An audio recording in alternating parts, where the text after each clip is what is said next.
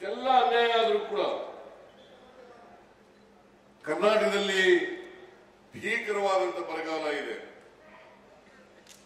240 ತಾಲೂಕುಗಳಲ್ಲಿ 223 ತಾಲೂಕುಗಳು ಬರಗಾಲ ಅಂತ ಘೋಷಣೆ ಮಾಡಿದ್ದೀವಿ.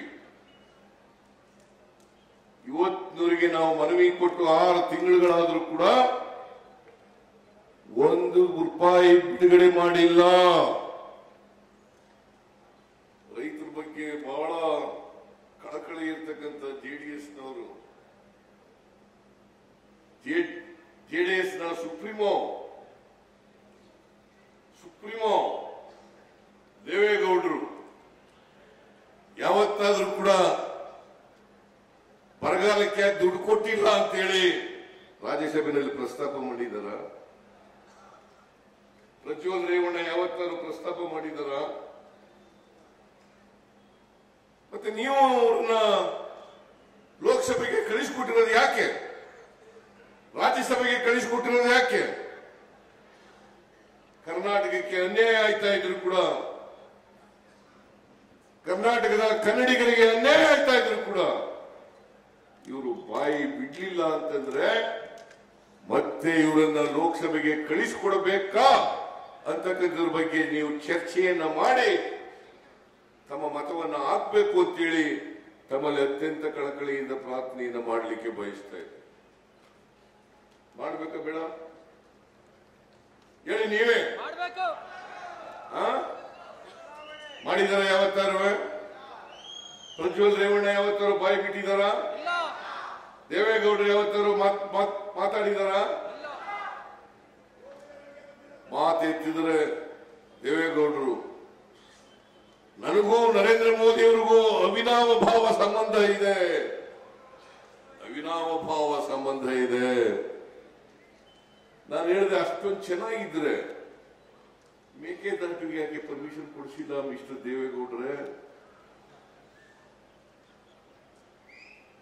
ಇವತ್ತು ಬರಗಾಲ ಬಂದು ಬೆಂಗಳೂರಿನಲ್ಲಿ ಕುಡಿಯಲಿಕ್ಕೆ ನೀರಿಗೆ ತೊಂದರೆ ಆಗಿದೆ.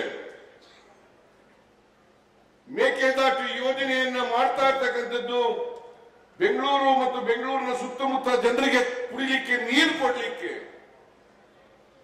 ಬ್ಯಾಲೆನ್ಸಿಂಗ್ ರಿಸರ್ವರ್ ಮಾಡಲಿಕ್ಕೆ, ವಿದ್ಯುತ್ ಅನ್ನು ಉತ್ಪಾದನೆ ಮಾಡಲಿಕ್ಕೆ.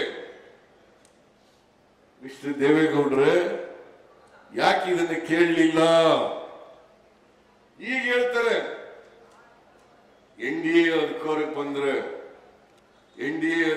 ಬಂದ್ರೆ ಮೇಕೆದಾಟುವನ್ನ ನಾವು ಕಾರ್ಯಗತಗೊಳಿಸ್ತೇವೆ.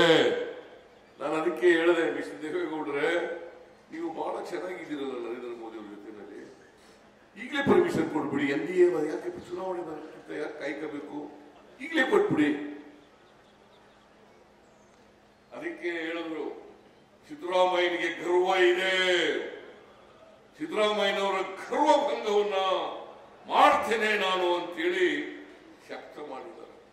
ನಾನು ಹೇಳಿದೆ ಅದಕ್ಕೆ ನನಗೆ ಗರ್ವನೇ ಇರುವಲ್ಲ, ಭಂಗ ಇಲ್ಲಪ್ಪ ಮಾಡ್ತೀಯ ನೀನು ಅಂತ.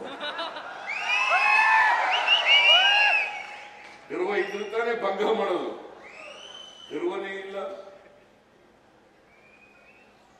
ಈ ರೀತಿಯಾಗಿ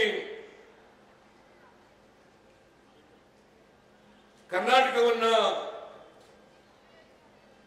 ಕೇಂದ್ರ ಸರ್ಕಾರ ಮಲತಾಯಿ ಧೋರಣೆಯಿಂದ ನೋಡ್ತಾ ಇದ್ರು ಕೂಡ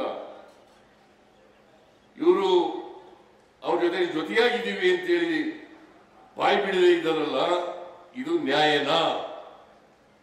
ನಿಮ್ಗೆ ಇದು ಅನ್ಯಾಯ ಅಂತ ಅನ್ಸಿದ್ರೆ ಪ್ರಜ್ವಲ್ ರೇವಣ್ಣ ಅವರನ್ನ ಸೋಲಿಸಿ ನಮ್ಮ ಅಭ್ಯರ್ಥಿಯನ್ನ ಗೆಲ್ಲಿಸ್ಕೊಡ್ಬೇಕು ಅಂತೇಳಿ ನಿಮ್ಮಲ್ಲಿ ಅತ್ಯಂತ ಕಳಕಳಿಯಿಂದ ಪ್ರಾರ್ಥನೆಯನ್ನು ಮಾಡಲಿಕ್ಕೆ ಬಯಸ್ತಾ ಇದ್ದೇನೆ.